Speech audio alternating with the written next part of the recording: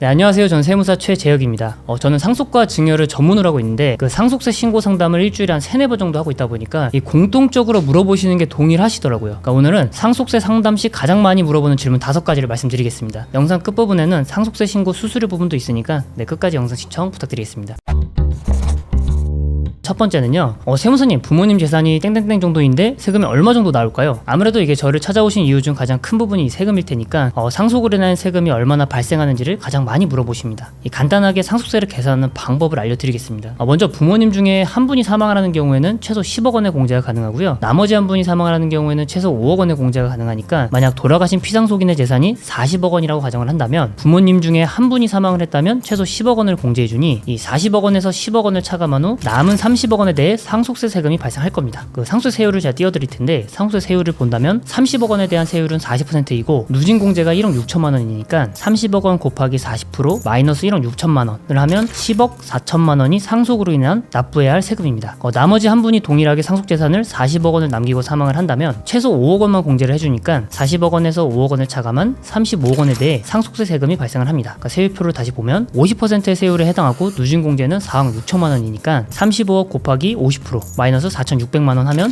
12억 9천만 원을 상속세 세금으로 납부를 해야 됩니다. 물론 상속공제는 기본공제, 배우자 공제 이외에도 금융재산 상속공제, 동거주택 상속공제 등 다양한 공제가 있고 또 부동산을 또 어떻게 평가하는지에 따라서 상속세 세금에 대한 절세도 가능하니까 초회 상담의 경우에는 상속세 세금, 부동산 취득세 등 법무사 수수료, 변호사 수수료, 세무사 수수료까지 감안해서 보수적으로 예산을 짜야 하기 때문에 종전에 말씀드리는 방법으로 예산세액을 계산하는 게 가장 좋습니다. 두 번째로 많이 하시는 질문은요, 상속세 신고 꼭 해야 하나요입니다. 그러니까 기본공제 5억, 배우자 공제 5억, 총 10억 원까지는 상속세 세금이 발생하지 않으니까 실제로 상속세 세금이 발생하지 않는다면 상속세 신고는 하지 않으셔도 됩니다. 그러니까 신고 기한까지 세금을 신고하지 않으면 이 가산세라는 벌금 20%를 납부해야 하지만 가산세 20%라는 것도 어차피 납부해야 할 세금의 20%이기 때문에 납부해야 할 세금이 빵원이라면 세금 신고를 하지 않아 발생한 가산세도 0원의 20%, 즉 0원이 됩니다. 그러니까 결론적으로 내가 납부해야 할 세금이 0원이라면 상속세 신고를 하지 않아도 됩니다. 단 부동산이 있는 경우에는 상속세 하는 걸 추천드립니다. 왜냐하면 저번 영상에서 말씀드렸다시피 이 부동산 상속 비율을 조정하여 취득세 절세도 가능하고요. 상속으로 취득한 부동산을 취득가액을 좀 높여서 향후 매매를 할 때 이 양도소득세 절세도 가능하기 때문입니다. 그러니까 간략하게 말씀을 드리면 주택의 경우에는 무주택자가 상속으로 주택을 상속받는 경우에는 특례가 있어가지고 취득세를 감면해 줍니다. 만약 상속인이 여러 명이고 그중 한 명은 무주택자라면 나머지 상속인은 다주택자라고 해도 무주택자의 상속 비율이 1%라도 높으면 다주택자인 나머지 상속인들도 무주택 취득세 특례를 적용받을 수 있습니다. 또한 다주택자의 주택으로 합산이 안 되니까 주택수 증가에 대한 리스크도 방어할 수 있는 겁니다. 그리고 양도소득세를 절세하는 방법은 이 상속세 신고를 통해서 취득가액을 조절할 수 있다는 겁니다. 그 양도소득세란 부동산 매매하면서 발생한 이익의 세금을 부과하는 거니까 이익이 크면 클수록 부과하는 세금도 커집니다.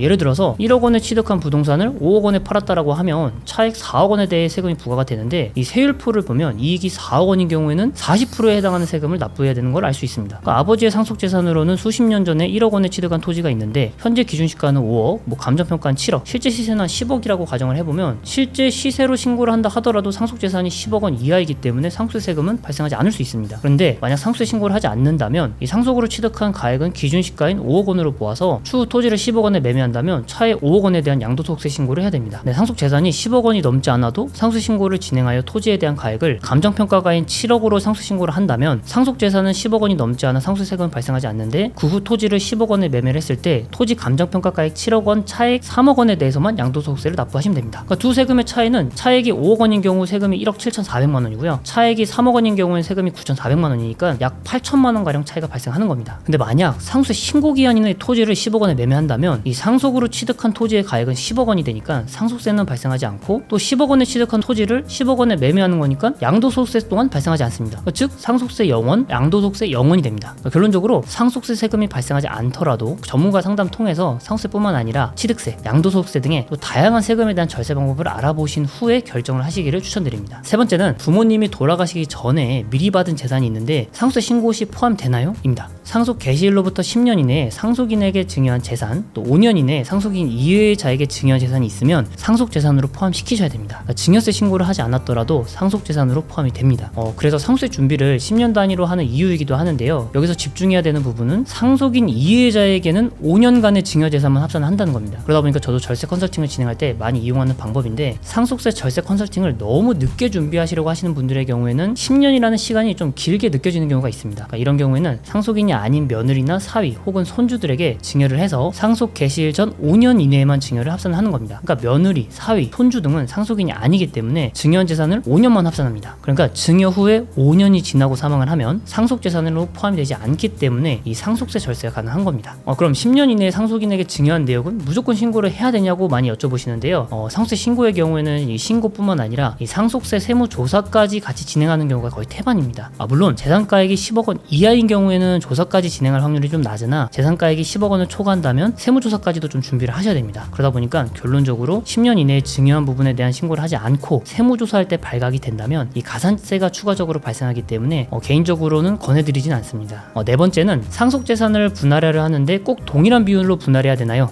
상속재산을 분할하는 방법은 먼저 유언에 의한 분할과 협의분할, 또 법정 상속지분에 의한 분할이 있습니다. 그러니까 먼저 유언에 의한 분할의 경우에는 돌아가신 피상속인이 생전에 미리 상속재산 분할을 결정을 해놨을 때 공증을 받은 유언에 의해 상속재산을 분배하는 겁니다. 이때 현재 법률상으로는 유류분이라는 게 있는데요. 이 유류분을 고려해서 유언을 하셔야 됩니다. 그러니까 유류분이란 상속인이 법정 상속지분의 절반에 해당하는 금액은 법으로 보장을 해주는 제도인데, 예를 들어서 부모님이 사망하심에 따라 상속재산을 30억 원을 남겨주셨고 자녀는 3명이라고 가정을 한다면 부모님이 첫째에게 모든 재산을 상속한다는 유언을 남겼고 나머지 두 자녀는 본인의 상속지분의 절반인 6분의 1, 즉 5억 원에 대해서는 소송을 통해 상속을 받으실 수 있습니다. 그래서 제가 유언에 대한 컨설팅을 진행하는 경우에는 나머지 상속인들의 유류분에 대해서도 미리 분배를 하게 도와드리고 있습니다. 그러니까 애초에 첫째에게는 20억 원을, 둘째와 셋째에게는 각각 5억 원의 재산을 상속하기로 유언을 했다면 유류분 반환 청구 소송은 진행되지 않았을 거고 상속이 마무리가 되었을 겁니다. 그러니까 아직까지는 저희 나라에서 유언에 대해서는 흔하게 발생하는 케이스는 아니기 때문에 대부분 협의 분할에 따라서 상속재산을 분할을 하는데요. 협의 분할이란 말 그대로 상속인 간의 협의를 통해 상속재산을 분배하는 방법을 뜻합니다. 그러니까 협의만 된다면 종전의 사례에서 상속재산이 30억 원이고 자녀가 3명일 때 둘째와 셋째는 상속을 포기하고 첫째가 모든 재산을 상속받는 게 가능합니다. 그러니까 말 그대로 협의만 된다면 상속재산의 분할 비율에 대해서는 자유롭게 결정할 수 있습니다.